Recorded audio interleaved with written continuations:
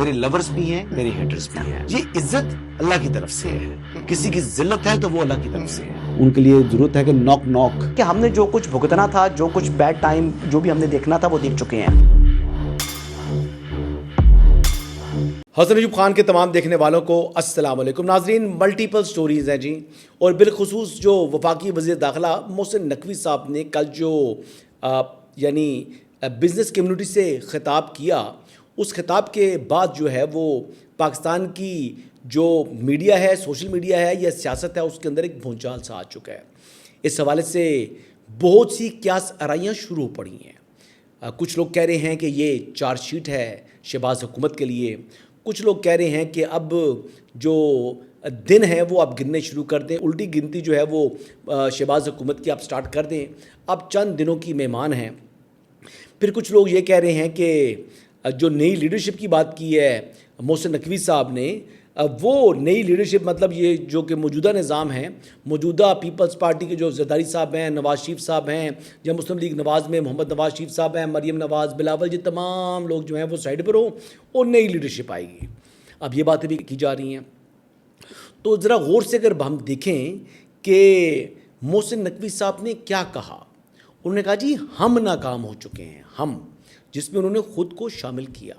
موجودہ نظام کے حوالے سے انہوں نے کہا کہ یہ بیٹھ چکا ہے، اس نظام میں بہتری لانے کی گنجائش ہے.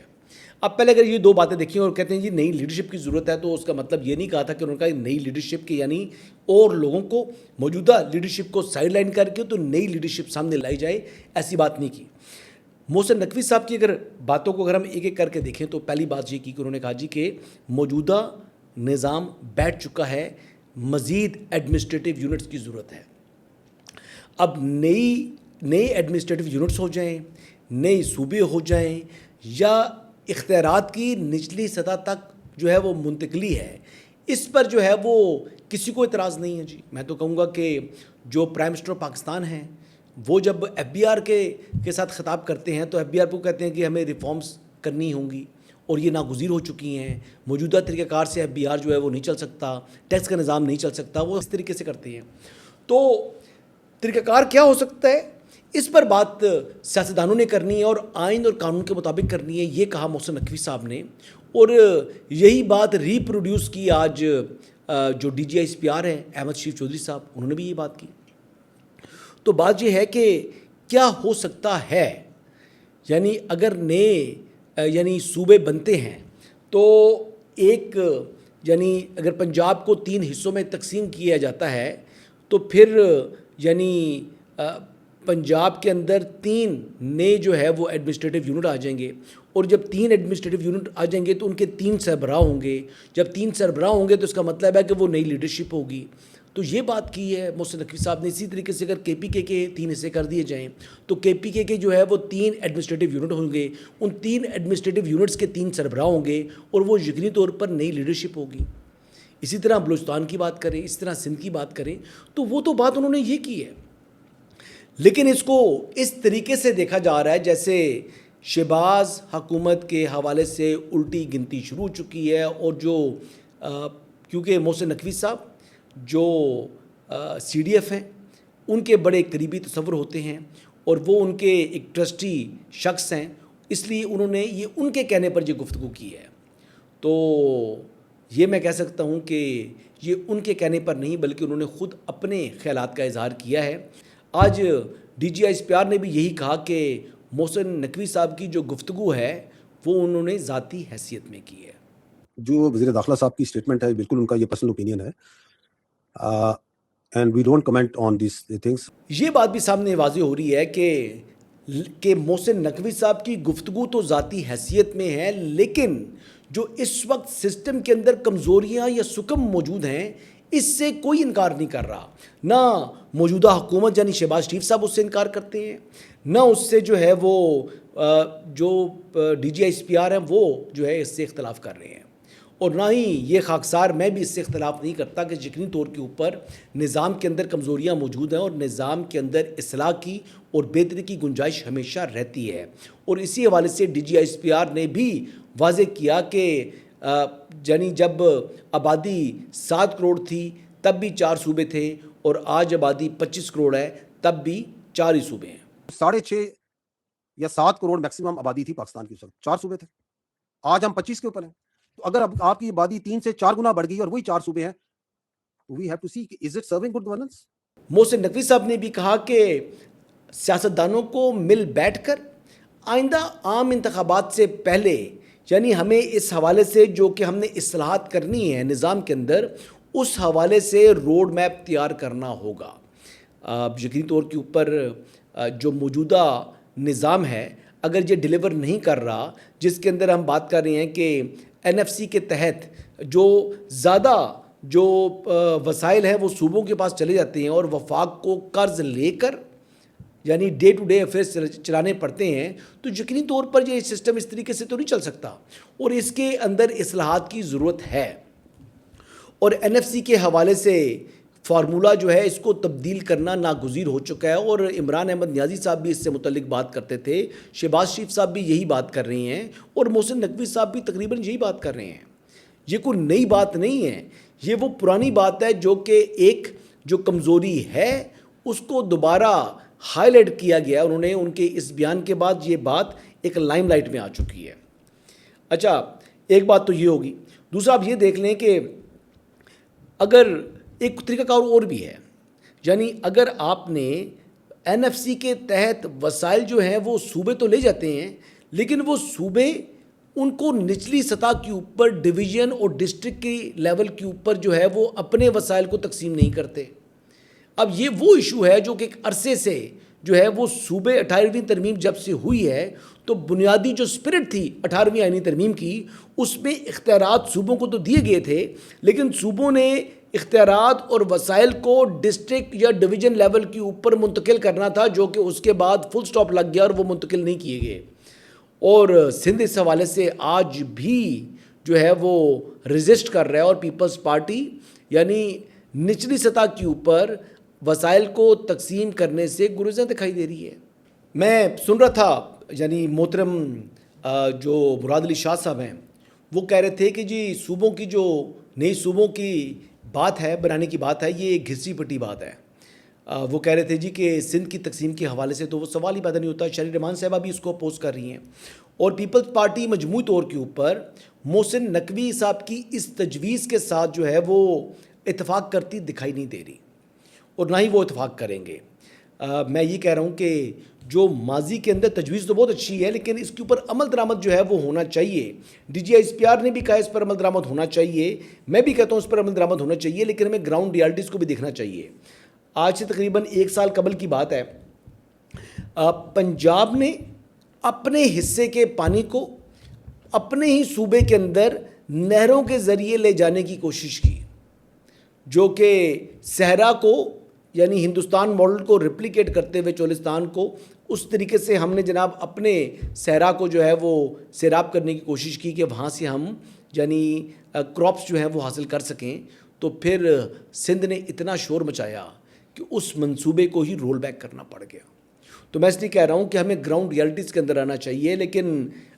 कभी न कभी तो हमें करना होगा। अब NFC के तहत हमें वसाइल जो है वो सूबों को मुंतकिल किए हैं, तो अब सूबों से भी वसाइल को जो है वो डिस्ट्रिक्ट लेवल पर मुंतकिल करने चाहिए। और वैसे वफाक को जितना हमने कमज़ोर और गरीब कर दिया है, तो कम अज़ कम वफाक को इस काबिल तो छोड़ा जाए कि वफाक अपने अखराजात जो है वो उठा सकें और वो नेगेटिव के अंदर अपना बजट ना बनाना शुरू करे, लेकिन ये इस तरीके से बना सके कि वफाक जो अपनी ज़रूरियात के मुताबिक बजट अपने पास रख सके और एक्स्ट्रा बजट जो है वो सूबों को मुंतकिल करे। इस मुल्क के अंदर अनफॉर्चुनेटली सिचुएशन ये है कि सूबे अमीर हो चुके हैं और वफाक गरीब हो चुका है, और वफाक जो है वो कर्ज पर कर्ज लिए जा रहा है और सूबे अपनी जो इनकम है वो यानी जनरेशन के हवाले से उस पर काम नहीं कर रहे। यानी सूबों को खुद जो है खुद कफील होना चाहिए, सूबे उस पर काम नहीं कर रहे, तो सिस्टम ने तो बैठना ही था। तो सिस्टम इस वजह से बैठा है और सिस्टम के अंदर ये कमज़ोरियाँ हैं जिनको हाईलाइट किया मोहसिन नकवी साहब ने और जिससे इत्तेफाक किया DGI SPR ने। और मैं ये कह रहा हूँ कि मैंने यानी गवर्नमेंट लेवल के ऊपर भी कंफर्म किया है, तो फेडरल गवर्नमेंट का भी ऑफिशियली यही मौक़िफ़ है कि वो भी समझते हैं कि बिल्कुल सिस्टम के अंदर बेहतरी नागुज़ीर है। और इस बेहतरी क्या होगी, क्या वो सूबे होंगे یا وہ لوکل جو ہے وہ گورنمنٹس ہوں گی, یا وہ کیا طریقہ کار ہوگا, وہ اس کے اوپر جو ہے وہ بات کرنی ہوگی, اور اس کے اوپر بات کرنی چاہیے. طریقہ کار سیاستدانوں نے, جو پولیٹیکل لیڈرشپ ہے, انہوں نے مل بیٹھ کر جو ہے آپس میں طے کرنا ہے. تو یعنی جو اس وقت خوشیاں منا رہے ہیں بہت سے لوگ کہ شہباز شریف بھی یعنی ہسٹری کو برقرار رکھیں گے اور اپنی مدت پوری نہیں کریں گے 5 سالہ, تو ان لوگوں کے لیے بری خبر ہے کہ راوی شہباز حکومت کے وقت پورے کرنے سے متعلق اس وقت بھی چین ہی چین لکھ رہا ہے. جو لوگ یہ خواہشات رکھتے ہیں وہ اپنے دل میں ان خواہشات کو دفن کر لیں, کیونکہ ایسا ممکن ہوتا دکھائی نہیں دے رہا جو ان کی خواہش ہے کہ شہباز حکومت وقت سے پہلے یعنی فارغ ہو جائے. اور نہ ہی اس وقت جو اسٹیبلشمنٹ ہے اس کا اور مسلم لیگ نواز کے درمیان کوئی ایسے اختلافات یا کوئی تحفظات ایک دوسرے سے متعلق کوئی موجود ہیں. تو جو باتیں ہو رہی ہیں جی, یہ ہوائی فائرنگ ہے اور ان کو اس سے زیادہ اہمیت دینے کی ضرورت نہیں ہے. اینڈ میں جی میں ڈی جی صاحب کے حوالے سے 2-3 باتیں کروں گا کہ بلوچستان کے جو حالات ہیں اس کے اوپر انہوں نے بڑے واضح طور پر اور ان ڈیٹیل جو ہے وہ بیان کیا کہ کس طریقے سے جو کہ اس وقت سرداری نظام ہے بلوچستان کے اندر, جو سردارز ہیں جو کہ ایلیٹ ہے اس وقت وہاں کی, وہ کس طریقے سے مایوسی پھیلاتی ہے اور وہ کس طریقے سے وہ چاہتی ہے کہ سٹیٹس کو برقرار رہے. D G S P R نے واضح طور پر بتا دیا کہ کیونکہ جو سمگلنگ کے بینیفیشری جو انلیگل اسپیکٹرم ہے اس کے بینیفیشری یہ سردار ہیں, ان کا تمام نہیں لیکن کچھ جو ایلیٹ ہے وہاں کی, اور وہ چاہتی ہے کہ حالات جو ہے وہ ایسے ہی رہیں اور وہ جان بوجھ کر حالات کو اس طریقے سے پیش کرنے کی کوشش کرتے ہیں جیسے صوبہ ہاتھ سے نکل چکا ہے, اور وہ یہی ڈرم بیٹنگ کرتے ہیں. اور کچھ ایسے سیاستدان ہیں وہ بھی یہی بات کرتے ہیں, جیسے زیارت واقعے کے جو شہدا تھے, ان کا جو دھرنا تھا, جو شہدا کے جو ورثہ تھے ان کا دھرنا تھا, اس کے اندر بھی جس طریقے سے کچھ پولیٹیکل پارٹیز نے آ کر اس ایشو کے اندر سیاست اور اپنے جو مفاد ہے اس کو تقویت دینے کے لیے یعنی زہر اگلا اور جس قسم کا بیانیہ بنانے کی کوشش کی, وہ کہہ رہے تھے کہ اس کا منہ بولتا ثبوت ہے. دوسرا بلوچستان کے حوالے سے, ٹرین کے حوالے سے انہوں نے بتایا کہ کس طریقے سے وہاں پر حالات کیسے ہیں اور کیا کیا مشکلات ہوتی ہیں ان کو وہاں پر, جو کہ لا انفورسمنٹ ایجنسیز ہیں ان کی جو لمیٹیشنز ہیں اس کے حوالے سے بھی انہوں نے بات کی ہے. لیکن ساتھ انہوں نے عزم کا بھی جو ہے وہ واضح کیا کہ جو سیکورٹی فورسز ہیں وہ دہشت گردی کے ناسور سے اس صوبے کو پاک کرنے کے لیے اپنی تمام تر کوششیں جو ہیں وہ بروئے کار لا بھی رہی ہیں اور لاتی رہیں گی, اور اس حوالے سے کسی قسم کا بھی کوئی کمپرومائز نہیں کیا جائے گا. اچھا, D G S P R نے جب پریس کانفرنس کا جب آغاز کیا تھا تو انہوں نے کہا تھا جی کہ جو آئین پاکستان ہے آرٹیکل 5 وہ یعنی فرائض کے حوالے سے بتاتا ہے کہ اگر آپ آگے حقوق کی بات کرتا ہے آئین پاکستان تو پہلے فرائض کی بات کرتا ہے, آپ کے اوپر اوبلیگیشنز ہیں. تو بینگ یعنی آپ پاکستان کے اگر شہری ہیں تو آپ کی ذمہ داری ہے کہ آپ پاکستان کے ساتھ وفادار ہوں, آپ کی لائلٹیز پاکستان کے ساتھ ہوں. تو پاکستان کی لائلٹیز کا انہوں نے ذکر کیا اور بتایا کہ جی کس طریقے سے کچھ لوگ ایسے ہیں جن کی لائلٹیز جو ہیں وہ پاکستان کے ساتھ نہیں ہیں بلکہ ذاتی مفاد کے ساتھ ہیں. اور اس حوالے سے انہوں نے پھر یہ سردارز کا ذکر کیا کہ یہ جو سردارز ہیں یہ اسٹیٹس کو چاہتے ہیں. اور لائلٹیز کی بات کریں تو اسی حوالے سے انہوں نے اس تناظر میں آزاد جموں کشمیر کی بھی انہوں نے بات کی تھی کہ آزاد جموں کشمیر کے اندر بھی جو اس وقت کالعدم جوائنٹ عوامی ایکشن کمیٹی ہے وہ اپنے حقوق کی بات تو کرتی ہے لیکن وہ فرائض پر سے جو ہے نا وہ فرار اختیار کرتی ہے. وہ اپنے فرائض کی طرف نہیں جا رہی کہ ان کا فرض ہے کہ وہ لائل ہوں, لیکن ان کی لائلٹیز جو ہیں وہ بظاہر کہیں اور دکھائی دیتی ہیں. اور اس پر انہوں نے بتایا کہ کس طریقے سے جو ہندوستان ہے اس نے یہ بیج بویا ہے پاکستان کے اندر جو ہے آزاد جموں کشمیر کے اندر حالات کو خراب کرنے کے لیے, اور انہوں نے اس کو انڈیا کے نیکسس کے حوالے سے واضح طور پر جو ان کا پچھلا بیان تھا اس کے ساتھ جو ہے وہ انہوں نے ریپیٹ کیا. تو واضح طور کے اوپر جی کالعدم جوائنٹ عوامی ایکشن کمیٹی سے متعلق انہوں نے بتا دیا کہ آئین اور قانون کے مطابق جو ان کے جرائم ہیں ان جرائم کے اوپر ان کو آئین اور قانون کے مطابق جو ہے وہ نمٹا جائے گا, کسی قسم کی کوئی رعایت نہیں فراہم کی جائے گی. اینڈ میں یہ بات کہوں گا کہ مولانا فضل الرحمان کے حوالے سے بھی میں نے سوال کیا تھا ان سے,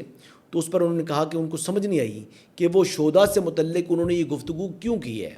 وہ سٹیٹمنٹ مولانا فضل الرحمان نے کیوں دیا ہے کہ جو شہداء ہیں وہ تنخواہ لیتے ہیں, یعنی جو تنخواہ کے لیے کون اپنی جان کا جو ہے وہ قربان کرتا ہے، وہ اس جذبے کے حوالے سے بات کر رہے تھے کہ یہ جذبہ ہوتا ہے جس کے لیے وہ شخص جو کہ یعنی ان لائن آف ڈیوٹی اپنے فرائض انجام دیتا ہے، اس کے لیے وہ تنخواہ میٹر نہیں کرتی، بلکہ وہ جذبہ ہوتا ہے، مٹی سے پیار ہوتا ہے اور ملک کے ساتھ وفا ہوتی ہے۔ اچھا، انہوں نے دوسری بات بھی کی کہ کشمیر کے حوالے سے جب ان سے سوال ہوا تو کشمیر کے حوالے سے بھی انہوں نے واضح کیا کہ جی جو ریاست ہے وہ ماں کی طرح ہے، تو اس ماں کا سب سے لاڈلا جو بچہ ہے وہ ریاست آزاد جموں کشمیر ہے۔ لیکن انہوں نے یہ کہہ دیا کہ ریاست آزاد جموں کشمیر کے اندر جس طریقے سے جو گفتگو کی ہے یعنی کالعدم جوائنٹ عوامی ایکشن کمیٹی کی جانب سے، جس طرح کا وہ ٹویٹ کیا، سوشل میڈیا پوسٹ کا انہوں نے ذکر کیا کہ جس میں سردار ابراہیم اور سردار قیوم سے متعلق انہوں نے کہا کہ انہوں نے یہ تقسیم کیوں کیا ریاست کو، تو اس پر انہوں نے کہا کہ یہ تو وہی بات ہوگی کہ ڈوگر راج تھا، یعنی اس کے اوپر جو حکمرانی تھی وہ ہندو کی تھی، ہندو کی یعنی حکمرانی سے آزادی دلوائی سردار عبدالقیوم صاحب نے، جنہیں مجاہد اول کہا جاتا ہے، اور سردار ابراہیم نے۔ اور انہوں نے کہا کہ ان کی تو اس تاریخی جو کارنامہ ہے اس کی تو گلوری سنتے ہوئے ہم بڑے ہوئے ہیں، اور وہ تو ایک محسن ہے اس علاقے کے، یعنی سردار عبدالقیوم صاحب جو کہ سردار عتیق کے والد صاحب ہیں، ان کی بے پناہ عزت ہے۔ یعنی آزاد جموں کشمیر کے اندر جب جائیں تو مجاہد اول کا ذکر کریں تو لوگ بولتے ہیں جی جناب یہ فلاں سردار عبدالقیوم صاحب جو ہیں انہوں نے یہ کیا تھا، یہ کارنامہ تھا۔ سردار ابراہیم صاحب یہ وہ لوگ تھے جنہوں نے قبائلیوں کے ساتھ مل کر اس آزاد جموں کشمیر کا جو ٹکڑا ہے اس کو آزادی دلوائی تھی، یہ ان کا کارنامہ ہے۔ تو ان کو تو سنہرے حروف میں لکھا جانا چاہیے، لیکن اس کے اوپر کالعدم جوائنٹ عوامی ایکشن کمیٹی جو ہے وہ کس قسم کے بکواسات کر رہی ہے۔ تو یہ وہ باتیں ہیں جس کے حوالے سے D G S P R نے بھی وضاحت کی ہے۔ یہی اس وقت تک کی اپڈیٹس ہیں جی، کل دوبارہ آپ سے ملاقات ہوگی، اللہ حافظ۔